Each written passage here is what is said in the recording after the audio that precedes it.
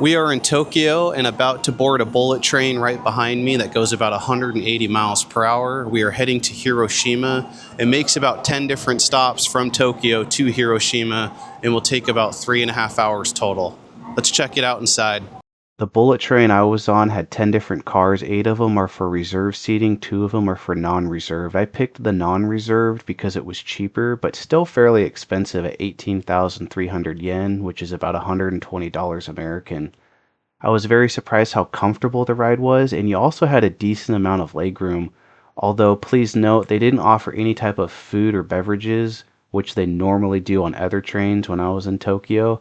And maybe that's because it goes so fast, but I'm going to cut my mic just so you see how quiet it is when I'm walking through these different type of cars.